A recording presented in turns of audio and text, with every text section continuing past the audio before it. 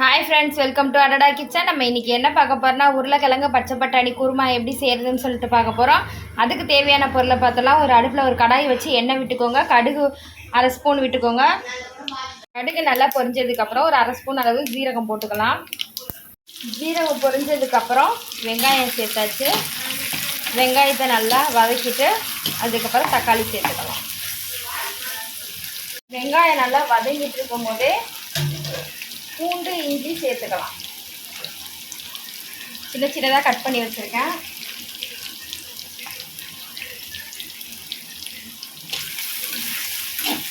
சேர்த்து நல்லா வதக்கலாம். வெங்காயம் நல்லா வதங்கிருச்சு. இப்போ தக்காளி சேர்த்துக்கலாம். தக்காளி சேர்த்து நல்லா தக்காளி வெந்ததுக்கப்புறம் நான் ஒரு கப் அளவு பட்டாணி வேக வச்சு எடுத்து வச்சுருக்கேன். அதையும் சேர்த்துக்கலாம். தக்காளி வெந்ததுக்கப்புறம் தக்காளி நல்லா வெந்துருச்சு. இந்த ஸ்டேஜில் கொஞ்சம் மஞ்சத்தூள், மிளகாய்த்தூள், மல்லித்தூள் சேர்த்துக்கலாம். மஞ்சத்தூள், மிளகாய்த்தூள், மல்லித்தூள், கரம் மசாலா தூள் இது 4 சேர்த்துருக்கு. நல்லா வதக்கி விட்டுக்கலாம்.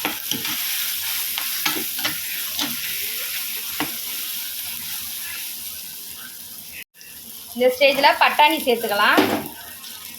பட்டாணி சேர்த்து நல்லா ஒரு பெரட்டி விட்டுட்டு உருளைக்கிழங்கு வேக வச்சு உரித்து எடுத்து வச்சுருக்கேன். பட்டாணியும் ஆல்ரெடி வேக வச்சு எடுத்து வச்சாச்சு. அந்த பட்டாணி தான் நம்ம சேர்த்துருக்கோம். நீங்கள் பச்சை பட்டாணி ஃப்ரெஷ்ஷாக இருக்கிற பட்டாணி நீங்கள் சேர்த்துக்கலாம். உருளைக்கிழங்கை வேக வச்சு தோல் உரித்து எடுத்து வச்சாச்சு. அதையும் இப்போ இதில் சேர்த்துக்கலாம். வேக வச்ச உருளைக்கிழங்கும் சேர்த்தாச்சு. நல்லா ஒரு பெரட்டி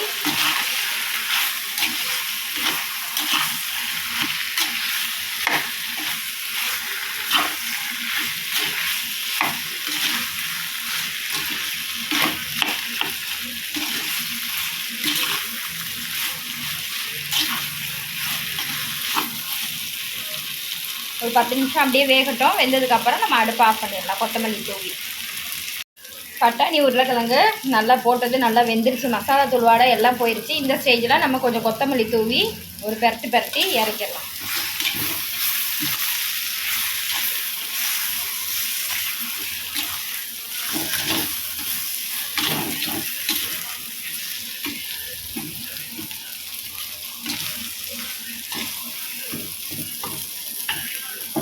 அடுப்பு ஆஃப் பண்ணிடலாம். நல்லா வெந்துருச்சு.